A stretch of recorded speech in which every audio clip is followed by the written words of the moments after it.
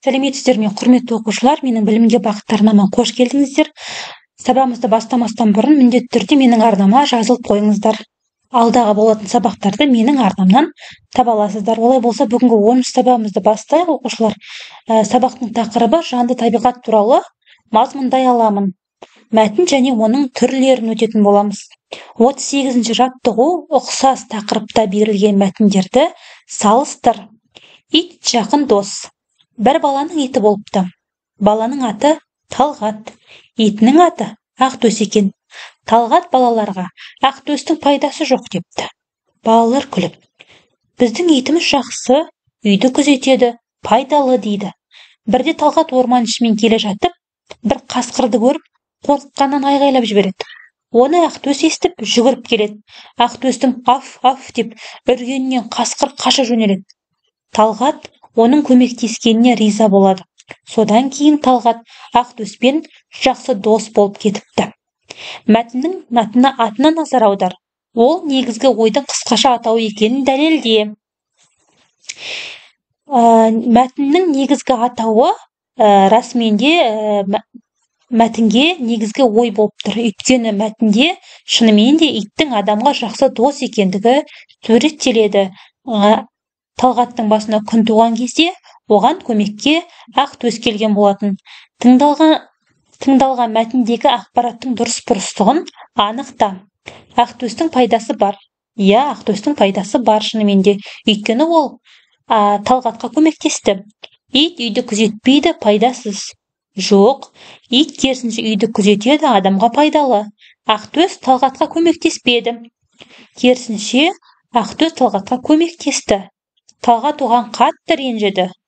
Олай емес, керісінше Талғат оған риза болған болатын. Ит пен адам дос бола алмайды. Жоқ, ит пен адам дос бола алады. Келесі бізде 39-ші жаттығу мәтінді қатесіз әрі көркем жаз. Ит. Адам баласының ең бірінші қолға үйреткен жануары ит. Ол адамға ең үйірсек жануар. Иттер жоғалған нәрсені табуға өте қабілетті. Олар үй-жайды жақсы күзетеді. Ит туралы оқылған осы екі мәтінді салыстыр, ұқсастығы мен айырмашылығын тап. Қай мәтінде ит туралы нақты фактілер берілген, қайсысы көркем мәтін.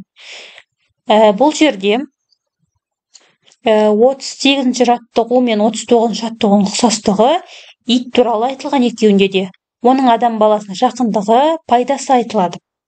Ал айырмашылығы 38-ші жаттығу көркем мәтін болса, 39-ші жаттығу нақты факті берілген. Яғни иттің ең бірінші адамға жақындығы, сонымен қатар оның иттің жоғалған нәрсені табуға өте қабілетті екендігі нақты факт ретінде беріліп тұр. Келесі суреттегі иттер туралы энциклопедиядан ақпарат тауып оқы. Бірінші суретте көрсетілген ит бізде құмай тазы. Қазақтың дәстүрлі ит түрі ұлттық қазынаға жататын жануар. Қазақта тазыны аң аулағанда қасына серік етеді. Екінші суреттегі ол төбет. Төбет әскери салада қолданылады. Ізгезу, шабуылдау, есірткі іздеу, жарылғыш зат іздеу сынды қызметтер атқарады әскерде. Үшінші суреттегі төбет немесе Орта Азиялық овчарка, яғни алабай дейді. Орталық Азиядан таралған ежелгі ит тұқымы. Тарихта Орта Азиялық овчарка Орталық Азия жерінен алабай деген атпен шыққан. Қарауыл және қорғаушы қызметі үшін пайдаланылады. Бұл төбет те әскери салада көбіне пайдаланылады. Келесі 40-ші жаттығу төмендегі екі мәтінді салыстыр, ұқсастығы неде, айырмашылығы ше. Баққа құрлықта да суда да тіршілік етеді. Сондықтан оны ғалымдар қос мекенді деп атайды. Ғылыми мәтін екенін дәлелде. Ол әңгімелеу мәтіні ме, әлде пайымдау мәтіні ме? Өз жауабыңды дәлелде. Бізде 40-ші жаттығу бұл жерде бақа туралы айтылған. Енді бірінші жұмбақтың шешуін тауып алайық, содан кейін барып екеуінің ұқсастығы мен айырмашылығын айтамыз. Жұмбақты оқып шешуін тап. Сулы жерде мекендеп, құрлықты да секендеп, шыбын-шіркей аңдиды, жемге қашан жетем деп. Жұмбақтың көркем шығарма екенін дәлелде. Бұл жерде 40-ші жаттығу мен 41-ші жаттығудың ұқсастығы екеуінде де бақа туралы айтылады. Өйткені бақаның қос мекен екеуінде де бақаның қос мекенде екендігі баяндалады.